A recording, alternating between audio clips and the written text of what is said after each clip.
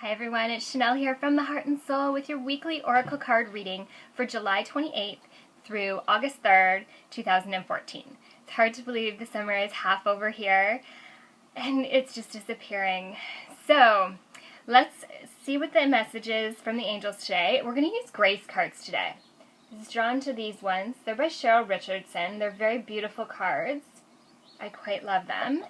And the angels say to pull 3 cards today. These cards are a little bit different in the sense that they have one word on the top and then they have a message on the back of them.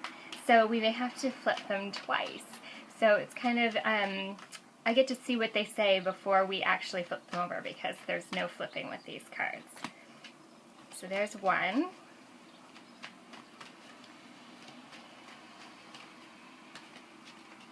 Two.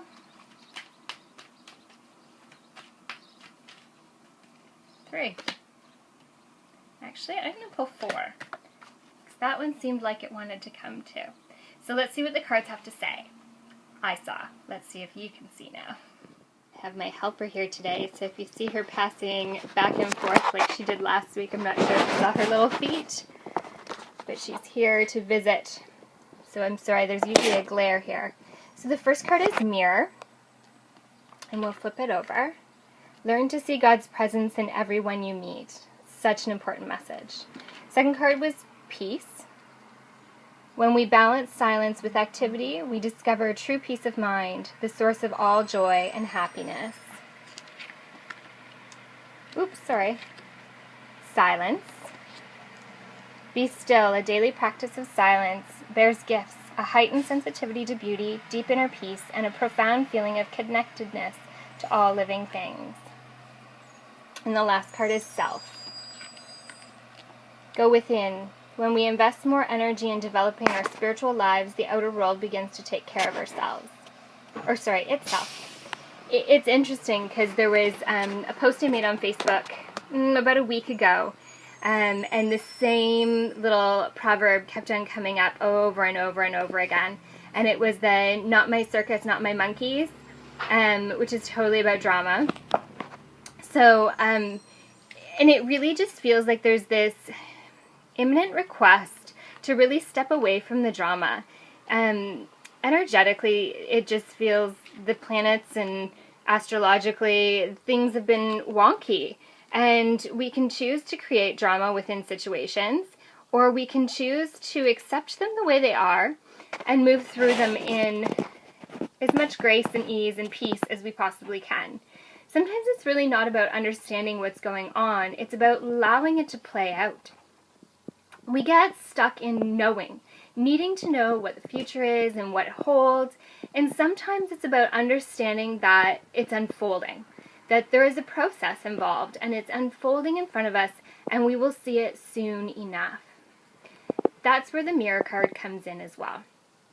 So they're asking us for a few things here. One, which is so important and is kind of the theme of these cards, is to see the beauty in ourselves, to see God in ourselves, because we are our own worst critic. So peace, silence, self, they all go together there. We really have to look at the beauty within. We really have to learn to love ourselves unconditionally. We are God's creatures and we are perfect in every way. If we just choose to accept that instead of beating ourselves up for the simple little things, falling into old patterns, repeating old patterns, making a mistake, making the wrong choice. It's not a wrong choice. It's just a learning experience. So accept it for what it is. The other half of the mirror is seeing others in God's way. We often get stuck in a rut or, get stuck defining someone by what we feel about them or how we judge them, which, we really shouldn't judge another person. We have no right. But when we can look at someone and know that they're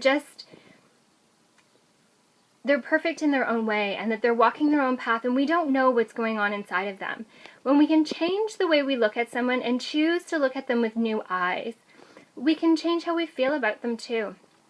It's really interesting how when we can let go of expectation and judgment, that we really see people in a different way, and someone who used to rub us the wrong way can, be okay to hang around with, or at least be around so that you can move through your day. This reading here reminds me of a really beautiful book that I love, and I often read to my Reiki classes when I teach Reiki, and it's by Neale Donald Walsh, and it's called The Little Soul and the Sun, and it's available just about anywhere. Chapters, Amazon, I believe. My favorite bookstore in London, Mandalas, carries it as well. And it is a beautiful story about relationships and seeing the light in people and knowing that God made everything perfect and that He only sent us angels, which is my favorite line in the book. So it's a children's book. It's a beautiful, beautiful children's book, so check it out. Beautiful reading about inner peace and love. And I absolutely suggest checking out the book, The Little Soul and the Sun. It's changed my life and the way that I look at things. It's changed how some of my past relationships, I see them in a very different light and can send those relationships love now, where at one point all I could send was anger. I really suggest reading this book if you can get your hands on it, sharing it with your children if you have children. It just makes you look at things in a different way, and I quite love it. So I hope you check it out, and I hope you have an amazing week. From my heart and soul to yours, see you next week.